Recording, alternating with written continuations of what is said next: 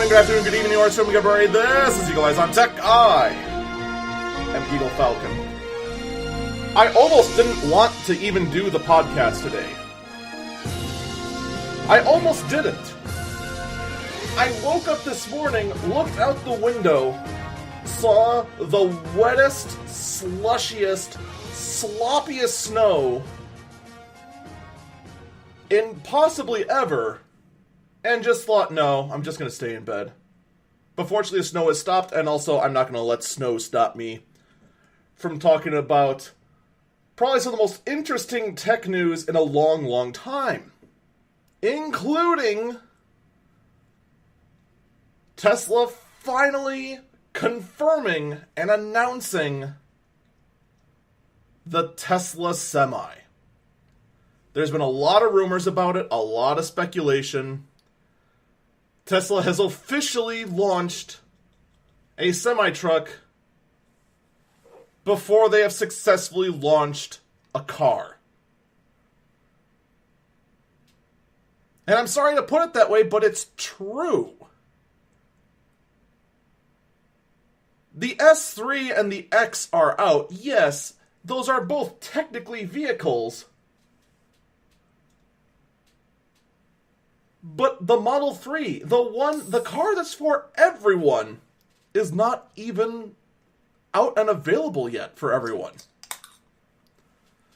Pardon the sound of a can opening. I'm thirsty.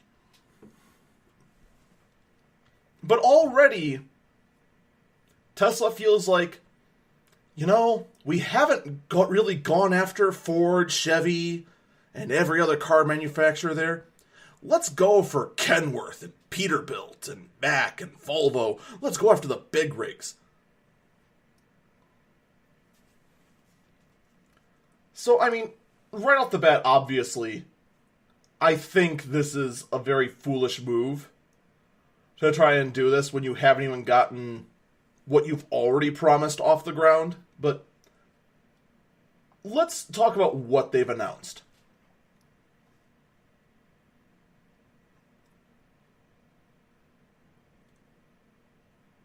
So, what is the Tesla Semi? It is, in fact, a full-blown Class 8 semi-truck.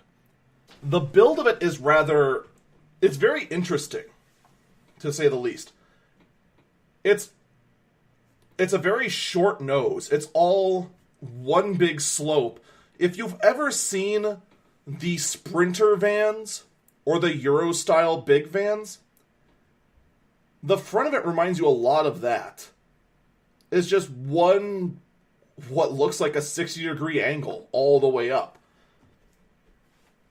Now, of course, they can get away with this because there's no engine.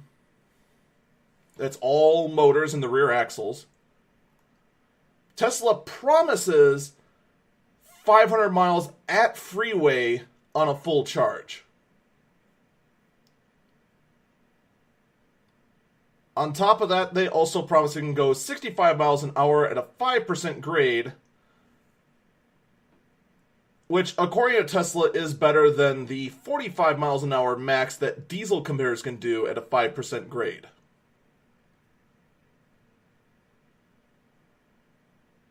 In addition to this, the brakes are supposedly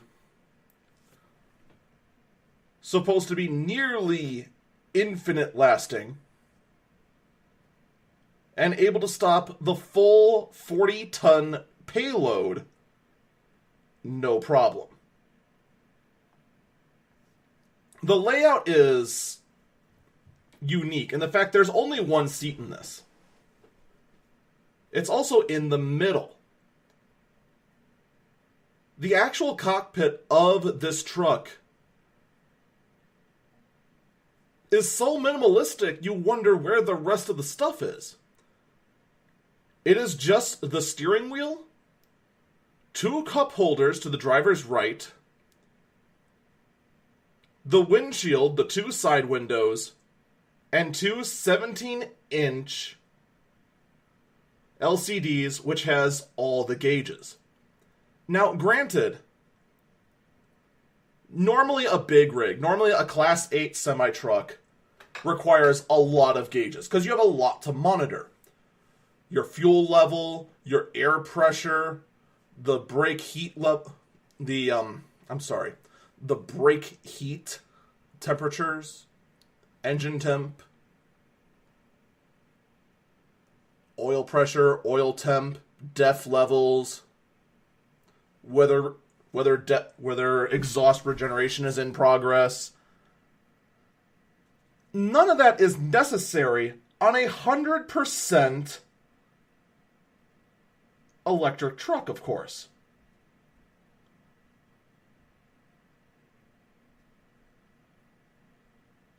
And I was gonna... Unjust Bandit says there's a place for a second seat behind the front. I was getting to that. There is space behind it for a second seat for a passenger if need be.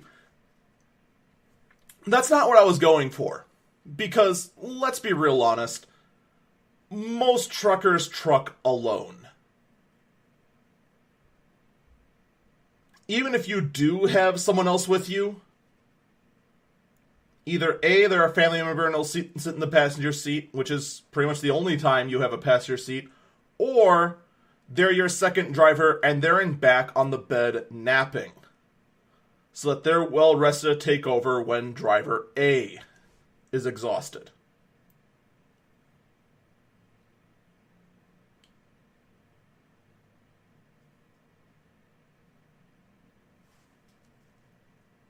So, what do I think?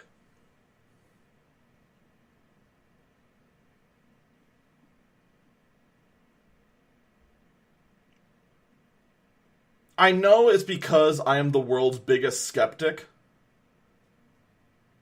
but I have an extremely hard time believing that this truck is going to be a good alternative to every other OTR truck.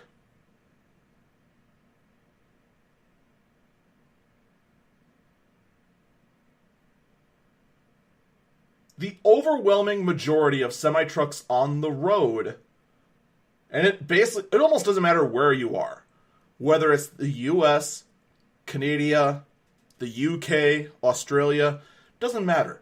Almost all the trucks are what are called OTR. This means that the truck driver stays in the truck for weeks or months at a time. They live in this thing.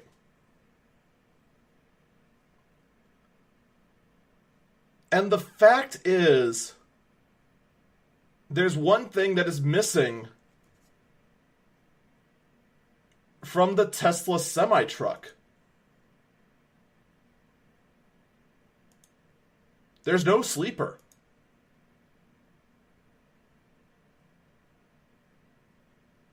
There is no mention of a bed anywhere in this truck.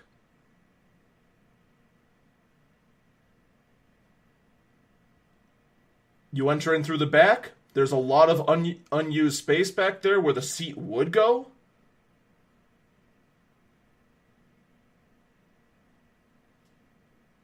Otherwise, there's just the driver's seat, 2 monitors, and a steering wheel. That's it.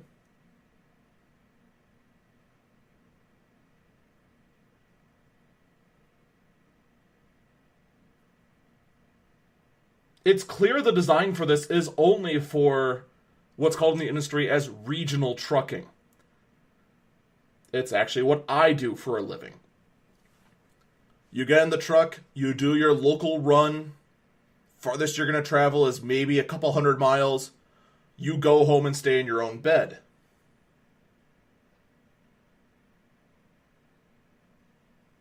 But I will be stunned. Underline stunned.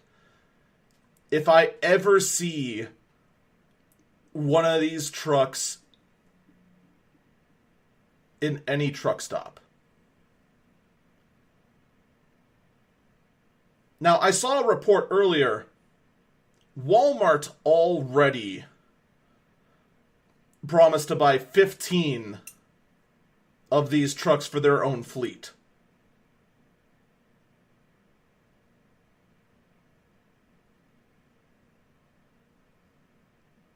Actually, now that I think about it, that's the other thing. If you were to put a sleeper on this truck, let's say there is the bed, most of the diesel trucks use what's called an APU, a small generator that sips diesel to to get electricity for the electronics of the truck, the TV, the microwave, etc., etc. There's none of that here. You would have a serious problem if overnight you turn on the TV and it drains the battery to 0.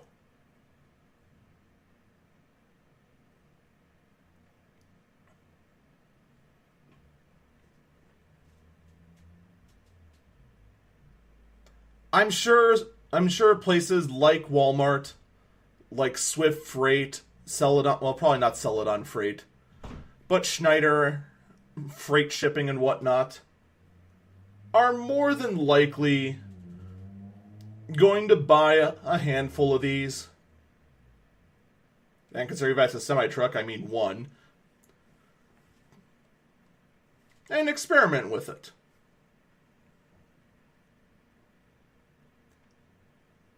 But considering the fact that most truckers are already so resistant to change that they don't want to switch from paper logs to electronic logs, I have a hard time even imagining that those same truckers are going to be comfortable not having a stick to shift and being in the middle of the cabin instead of on the left. Or in the case of the UK, the right. And Australia would also be on the right. But all countries are the trucks on the right, now that I think about it.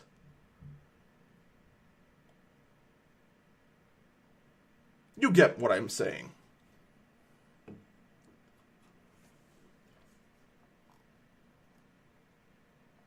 Oh yeah, I should also mention that Tesla is also including their autopilot features into the semi-truck.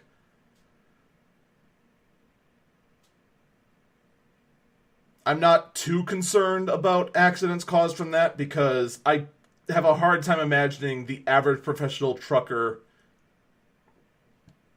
ever willing to rely on autopilot over their own instinct.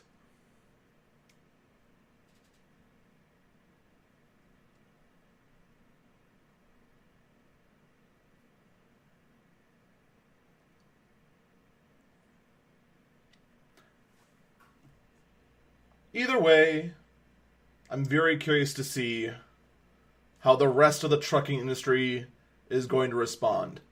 This was only announced a couple of days ago, so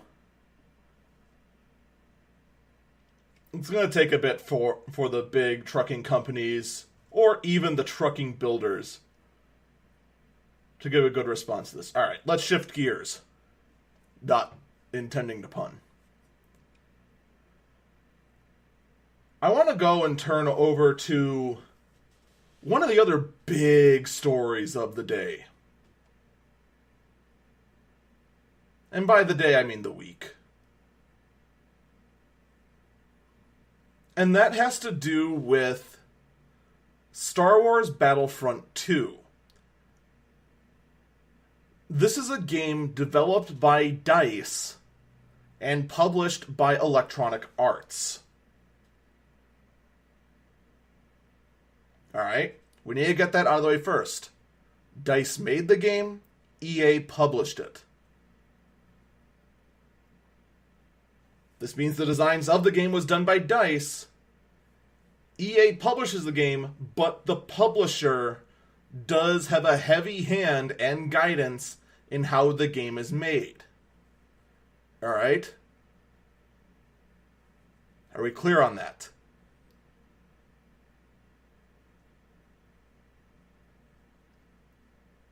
Battlefront 2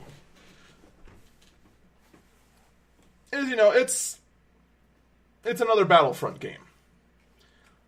It's a Star Wars game. You go around on a Star Wars-like battlefield, kill your enemies, blah, blah, blah, blah. But of course, everyone wants to unlock key characters from the game.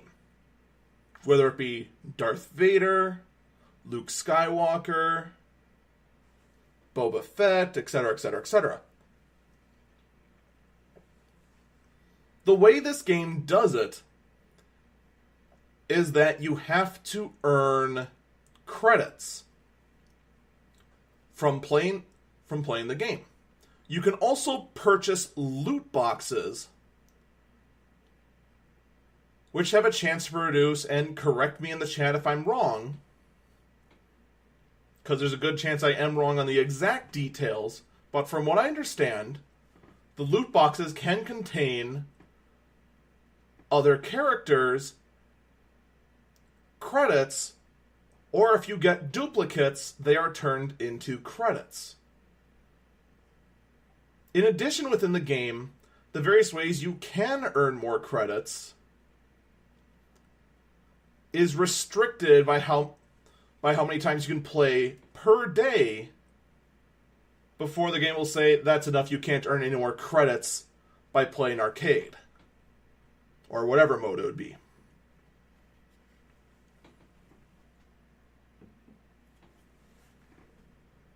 Because of this, various gamers were saying, if you wanted to unlock the iconic Star Wars villain Darth Vader, you would be spending either 2 weeks solid or hundreds of dollars on loot boxes, or some combination of the two, to unlock him after you've already shelled out your $60 or $50 up front for the game. This caused massive outrage.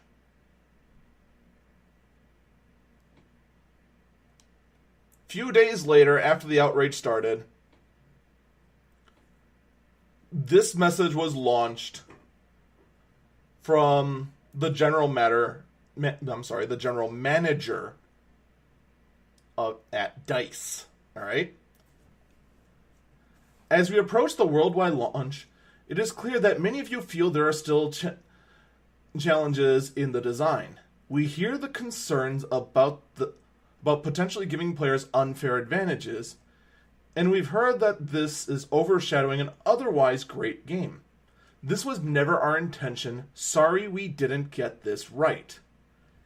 We hear you loud and clear, so we're turning off all in-game purchases. We will now spend more time listening, adjusting, balancing, and tuning. This means that the option to purchase crystals, which is the in-game currency, in-game credits, in the game is now offline, and all progression will be earned through gameplay. The ability to purchase crystals in-game will become available at a later date only after we've made changes to the game. We'll share more details as we look into this. That was from Oscar Gabrielson, General Manager at DICE. This was put on the EA Star Wars Twitter page.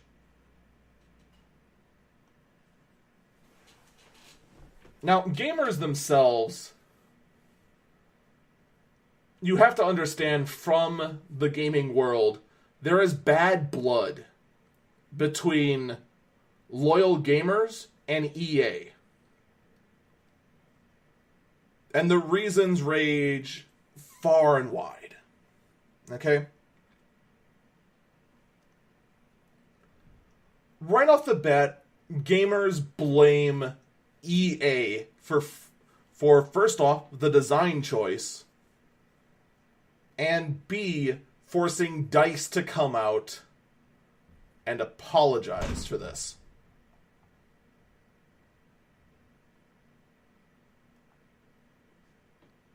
Now, I just want to start off by saying I think both EA and DICE had a hand in this. I think EA pushed them in this direction, and DICE let this paywall exist what's the right phrasing? Let the paywall be this high? I'd say that's about the right way to go. Now, what really has me a little miffed is this article from CNBC about this.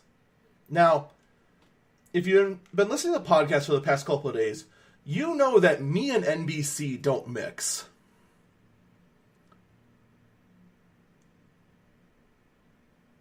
And you're going to hear again why me and NBC are not going to mix.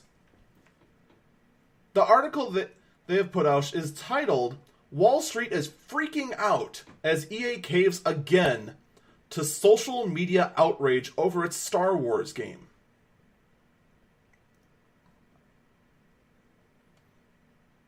The article goes, "Angry gamers are winning a war against Electronic Arts' in-game money-making strategy in its new Star Wars Battlefront 2 title. Wall Street is taking notice and lowering its expectations for the video game's financial prospects. The company announced on Thursday it's temporarily turning off all in-game purchases in Star Wars Battlefront 2 in response to the negative sentiment from the gaming community." They then go and then read off the entire announcement. The company's shares declined 2.5% on Friday. The article goes on and on and on. But the thing I have a problem with is that it's EA's fault for caving in on this.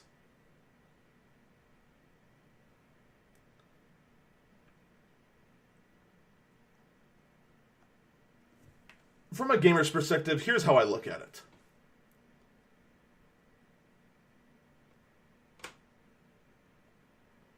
We pay $50 to $60 depending on what platform we buy this game on. That is a full price game. But then in addition to that, we don't even get the entire game.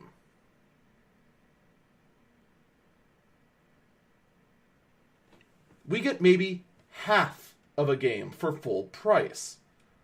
Then we have to shell large sums of money at the game in order to unlock the rest of the game. Now, unlocking portions of the game through gameplay is not uncommon. That's a game practice that's been going back since shortly after chess.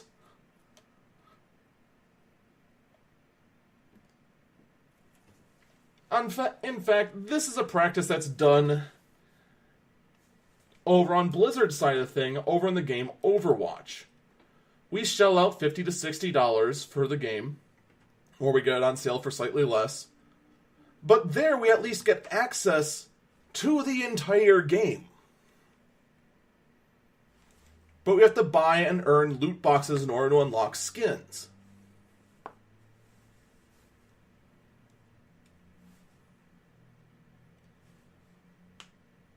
But then to look over at another game like Hearthstone, which is free, but you have to, underline have to, buy loot boxes in order to get cards to be good at the game, to unlock more capability there. Battlefront 2 is combining the worst of both worlds.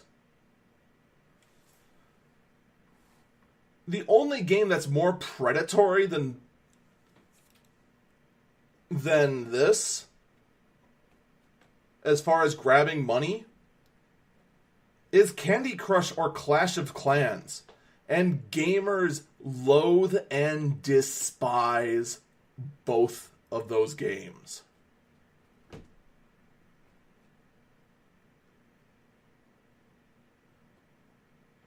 So now granted, I do have a bias in this. I would in fact be one of these angry gamers, even though I don't own Battlefront 2 at all. And that mainly has to do with the fact that it is an EA game, therefore I have to get the Origin software in order to get it. And Origin, for reasons that still baffle me to this day, ban the use of my name, Eagle Falcon.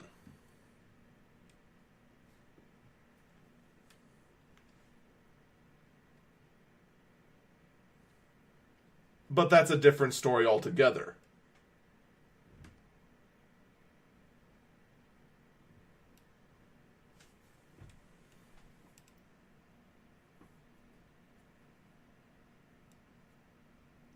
I do think this backlash, although a little over the top, was necessary. Because this is just blatant milking of the Star Wars cash cow out of the gaming community. And quite frankly, we don't want to be basically forced to buy loot boxes just to be able to play all of the game that we paid full price for.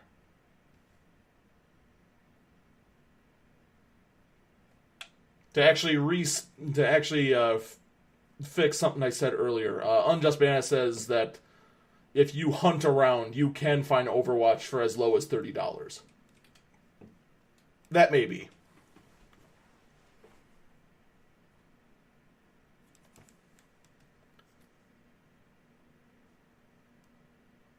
But the fact that CNBC here thinks that EA should have stood their ground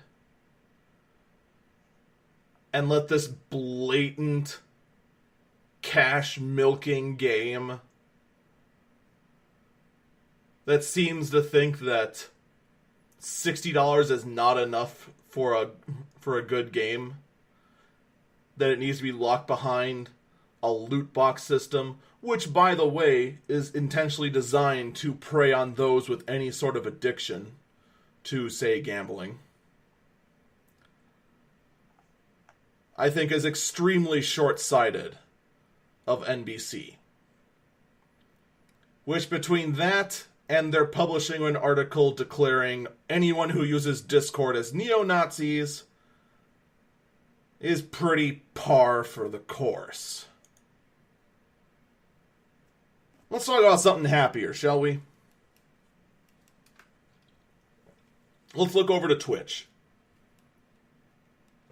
Full disclosure, once again, I am a Twitch streamer. Probably should be known before I talk about the various features that have now been released for Twitch streamers. A couple weeks ago, we announced here, well, not really announced, but reported that Twitch announced the achievements. The sole purpose of Twitch achievements was to give a better and more clear set of guidelines for what Twitch expects of its creators to reach certain milestones. Right now, there are currently 3 levels that are well known of Twitch streamers. There's streamers that are just starting out, Twitch affiliates, and Twitch partners.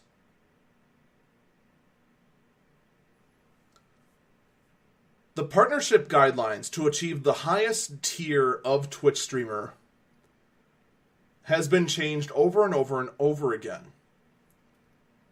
Affiliate has existed for a while now, but those guidelines are basically nothing, and they haven't changed. Not at all. But now, because of this, we now have a better idea of what's required, what's expected for affiliate and partner status. All right? So, I'm now reading straight off the achievement page. What Twitch expects of beginning streamers to achieve affiliate status. 1.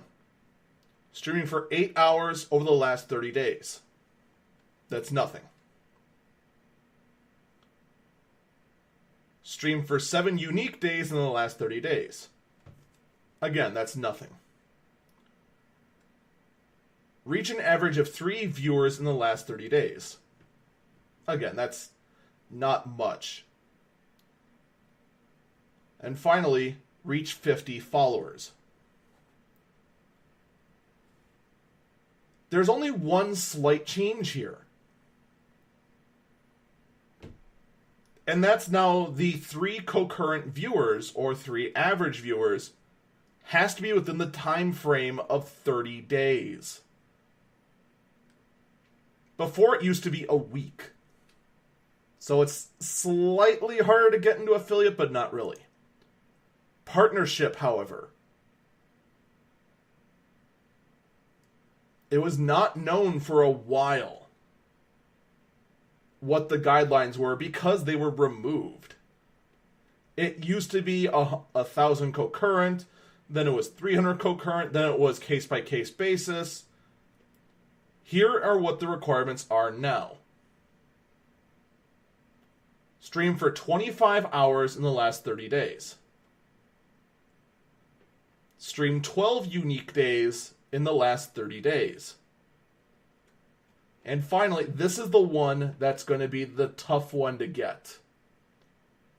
Reach 75 average viewers in the last 30 days.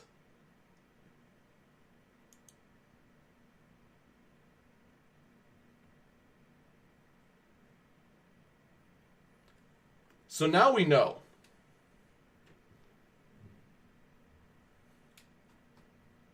Now, this was inconsistent with what me and a couple other streamers have been seeing of other small streamers making partnership. I've seen some that only had 12 average make partnership. For the only reason I could see was he was in the UK. That was literally the only reason we could see it. Now we know the minimum required is 75. So that's now the goal for streamers like myself and tens and hundreds of thousands of others. Unjust Banana in the chat says, work them bots. I guarantee you that view bots or anything of the sort will not work for getting that. I mean, first off, you got to keep the bots running for 30 days and not get caught. On top of that, more than likely, partnership is still going to be done by a case-by-case basis. The moment they realize that all of your viewers came from a server farm in Russia, you're kind of SOL. You're probably also going to get banned at that point for violating the terms of service. Which is going to get onto the topic we have on the last burb today.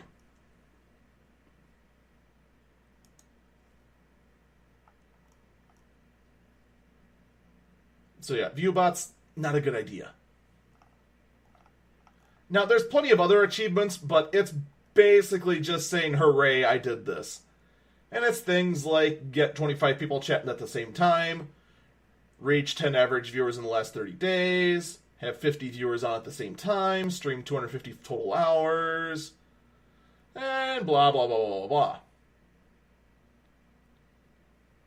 And there's even ones like reach 250,000 hours watched total on your channel.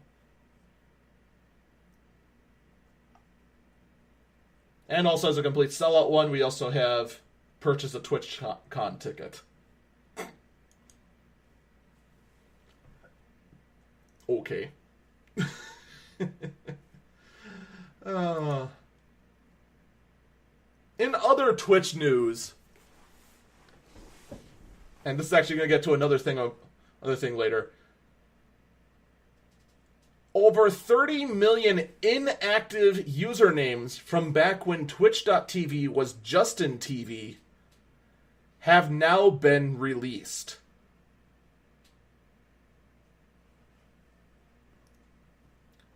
This means a ton, a literal ton of usernames are now up for grab, including my username, Eagle Falcon. For the longest time on Twitch, I've been known as Eagle_Falcon. Because this was just announced, I was able to finally, after what feels like 10 million years, reclaim the name that I've been known for a very long time. Even though all it was before was just a silly underscore in the middle of it, so it wasn't really that big a deal. However, to those of you who are contemplating doing this, here's a word of caution.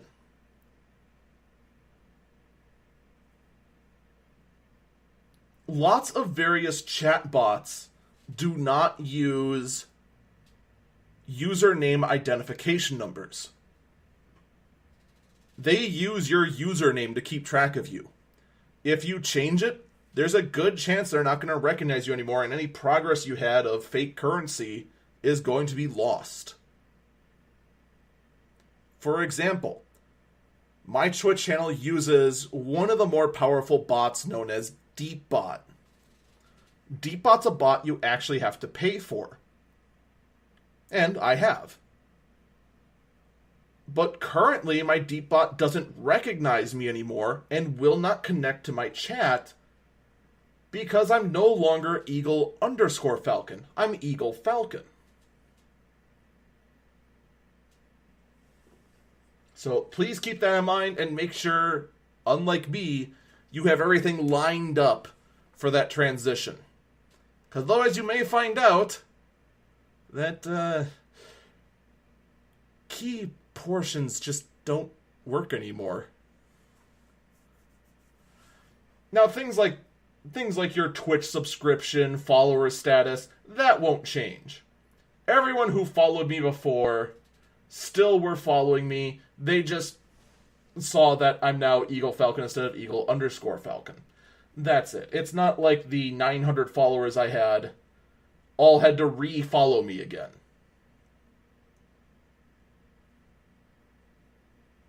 But those third-party applications, that's another story.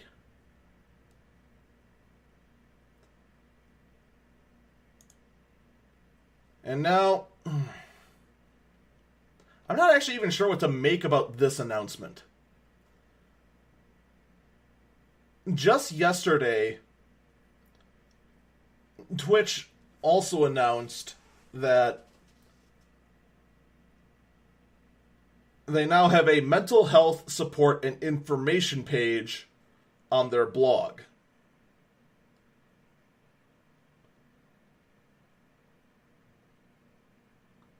And I don't mean to downplay it, but it's going to sound like I'm downplaying this.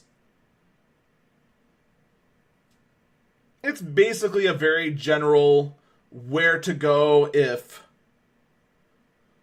you're having suicidal thoughts, if you're LGBT and you're struggling with this, that, or the other thing, or having alcohol or substance abuse, an eating disorder, that sort of thing, or a gambling addiction. Going back to Star Wars Battlefront 2 and their loot box. Hint, hint. Where to go and get help for that person. Now, granted, you can find these sort of hot links everywhere. Nobody in the world can say that it's difficult to get a hold of this information.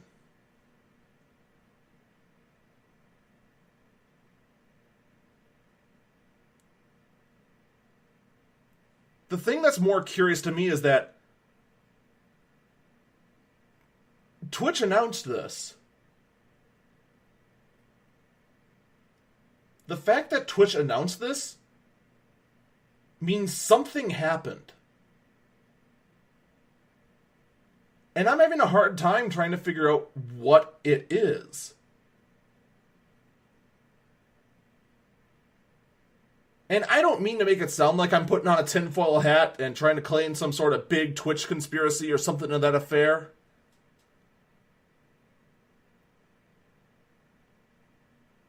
And maybe this is just a couple members of the Twitch staff threw this all together just to say, look, we're here to help you if you're having these troubles, and there was nothing that led up to this. But I have a hard time believing that this came out of the blue, you know?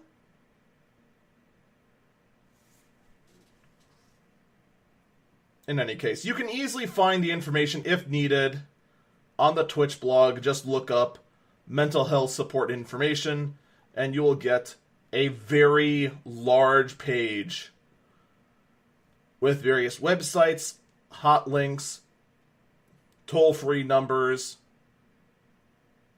etc., etc., etc.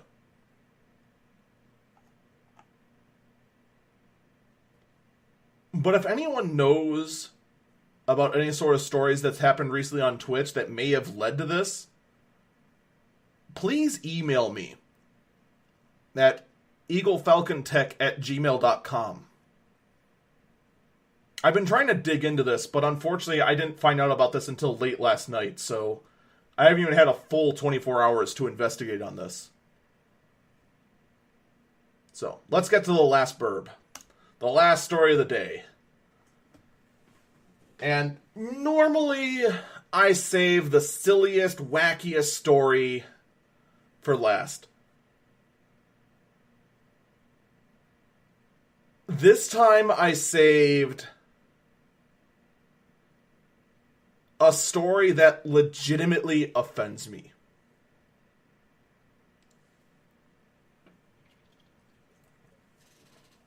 But I'm going to approach this story, in as non-biased a way as I possibly can, and then give my opinion afterwards. Alright? Consider this a challenge. Now, this story is covered by a lot of places. The one I'm going to cover is from The Conversation.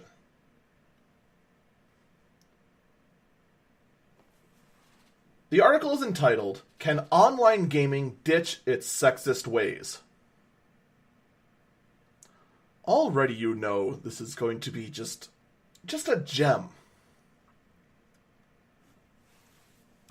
The author of this article is Giovanni Luca, and I am too stupid to pronounce this last name. I am going to legitimately admit that. I have no idea how to pronounce that. Champalia? Whatever. Assistant Research Scientist, Indiana University, Network Science Institute, Indiana University. The disclosure they say is that Giovanni is supported from the Indiana University Network Science Institute and received funding from the Swiss National Science Foundation and the Democracy Fund.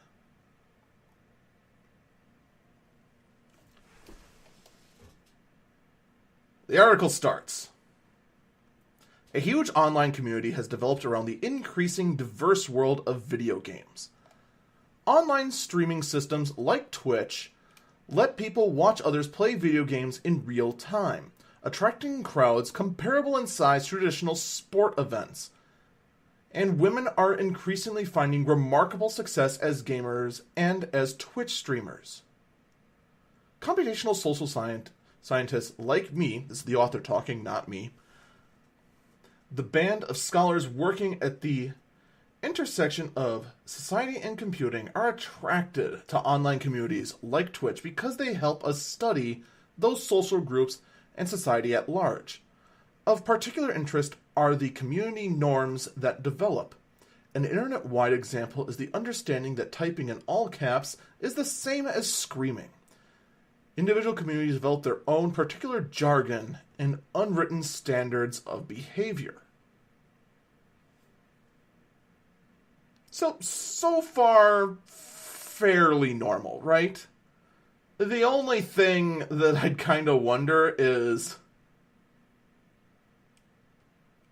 traditional sport events draw in hundreds of thousands. What streamer is getting those numbers? I mean, there are some that get tens of thousands, but I don't know about that. The article continues. Like other online communities, Twitch has its own culture and norms, of which sexism is sadly a feature. The site's managers recently suspended the accounts of two well-known streamers after both streamed gender-based material that violated Twitch's rules. My own research, together with they list three names that the only one I can pronounce is Norman Sue. I could try and pronounce the other two, but I'm not going to be able to. Together with three other researchers, has examined the experience female gamers have on Twitch, including whether they are treated similarly to men or commonly identified as different, and even subjugated to sexual objectification.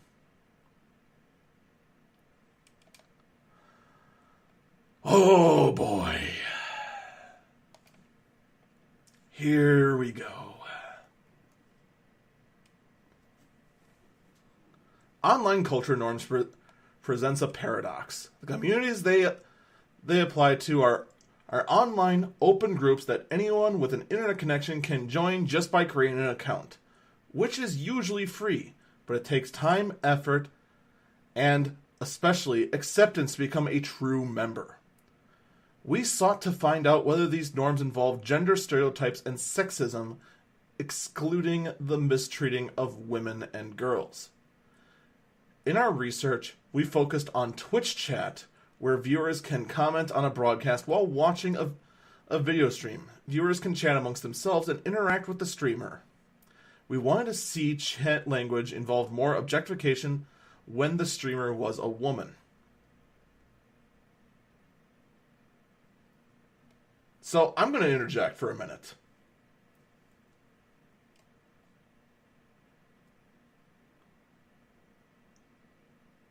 Already the research is bunk. Because you are trying to imply that all Twitch chats are created equal.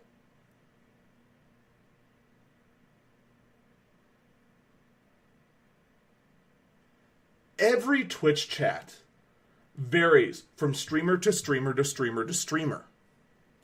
Each Twitch chat develops their own memes, their own cultures, their own acceptance for what is the norm. For example, if you go to Forsen's chat, it's full of nothing but, well, 4chan level nonsense. If you go to number one Alex, it's much more sane, much more refined.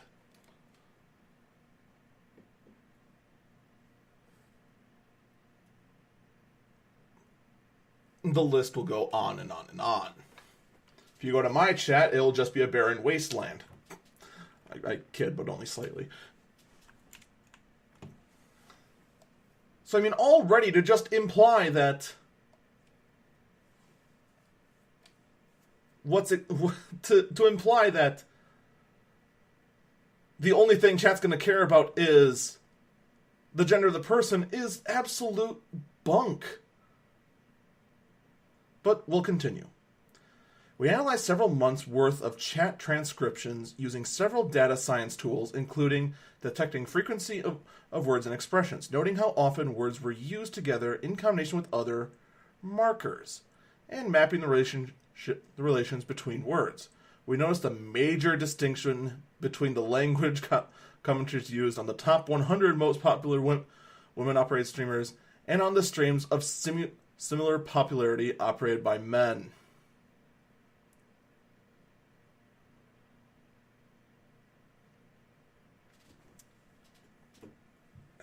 Oh, I bet. Watching a mainstream, viewers typically talk about the game and try to engage the streamer. Game jargon, words like points, winner, and star, and user nicknames are among the most important terms. But when watching a woman stream, the tone changes. Game jargon drops and objectification language increase. Words like cute, fat, and boobs. The difference is particularly striking when the streamer is popular and less so when looking at the comments of less popular streamers' activity.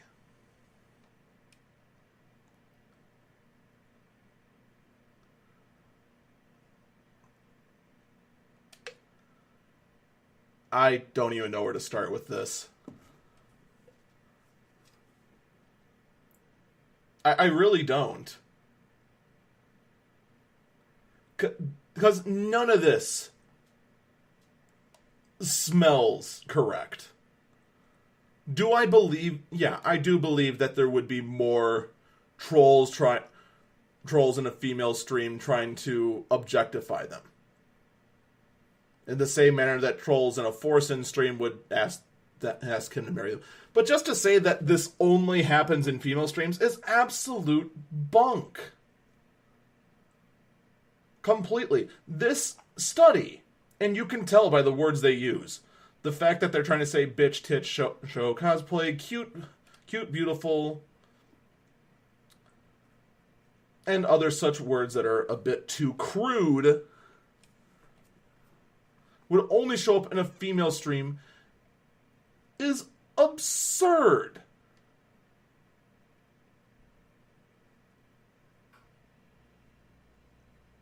I can speak from experience that at least half of these words in red show up in my chat. To say that it only shows up in popular female streams is absurd.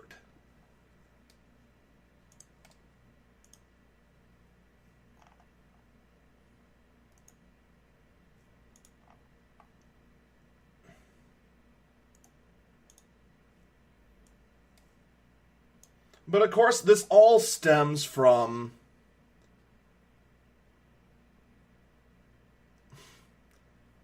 this guy right here. The streamer Trainwrecks. That's where this entire biased report that I already know just from my own experience within Twitch is proof enough, and I guarantee you, just go into pick a streamer. Pick any of the top streamers, I guarantee you. Whether male or female, there's going to be some troll in the chat that's going to demand that guy show their tits. I guarantee it.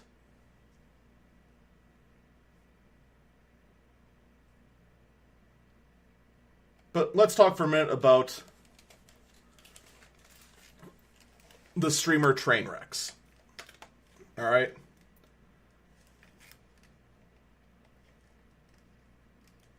This article from The Verge, and this is one that's been making the rounds. It's been going around on all the various Twitch outlets. This was big news. Alright? The title is called "A Misogynist Twitch Rant Has Streamers Calling for Clearer Rules." A Twitch user misogynist rant has brought the streaming platform standards under scrutiny. Last week, professional streamer Trainwrecks lashed out at a group of female Twitch users he deemed sluts, telling his audience to put the and then a derogative term for cat where it belongs on the effing ground. Trainwrecks is a member of Twitch's partner program, which Twitch bills as an exclusive club that lets streamers run paid channels, among other perks. The clip spread across Twitter and YouTube, and Twitch has temporarily suspended Trainwrecks for hate speech. But nothing about about its de facto endorsement of him. Instead of making the company's position clear, the move has only heightened long-standing confusion over Twitch policies without taking a lasting stand against sexism.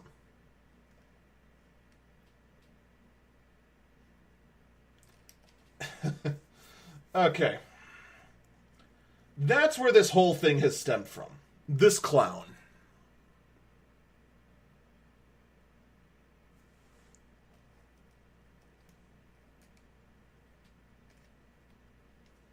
Now, I don't know where The Verge comes from on this, trying to say that Twitch isn't taking a stand against sexism. It's clear here, isn't it?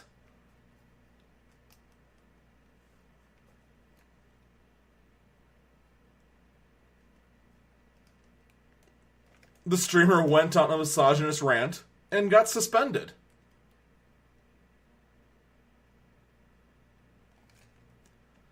Now, other streamers are saying that there is no clear guidelines. That's the big issue here, right?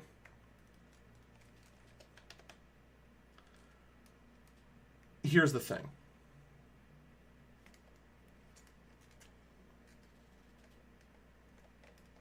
Here's something that every streamer has to remember.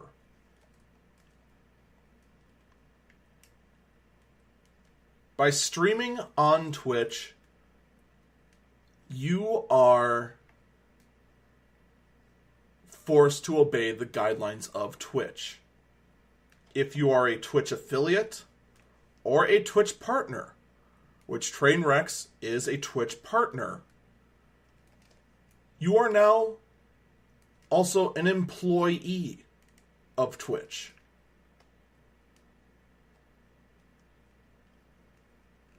Well, technically an independent contractor, but basically you're an employee. Twitch is your boss.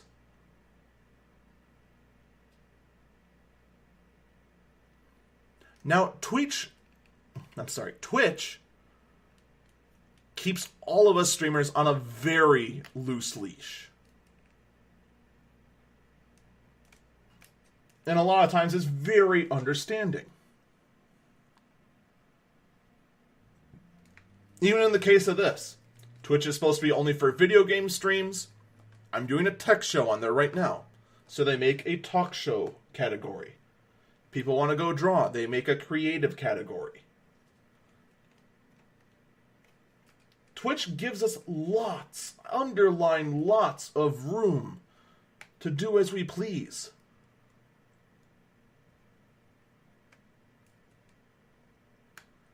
And in the end, we are all broadcasters. We need to be held responsible to anything we say. And if you're going to go ahead and start ranting off like this and spreading hate speech like this, and Twitch doesn't like it, guess what? You're going to be canned.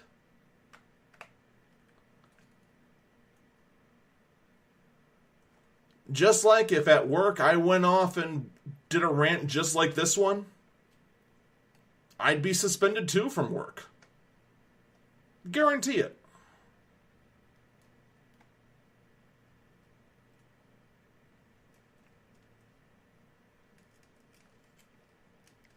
And before anyone tries to say that streamers have a First Amendment right because Amazon is an American company and the First Amendment protects the streamers, they can say whatever they want, you clearly don't understand how that works. The First Amendment prevents the government from silencing anyone. You're on Twitch's platform.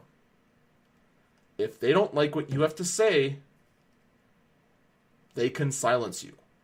Just like if anyone in my chat says something that I don't like, I can ban them as well.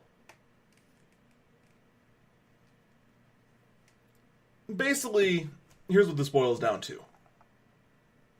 This article shouldn't have happened.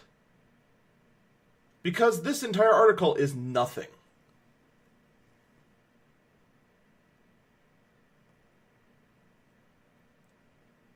A streamer ranted. Twitch didn't like what they ranted about. They got canned. This research article probably would have still happened. Because researchers like Giovanni here are always going to do any sort of research they can to get to the conclusion they want.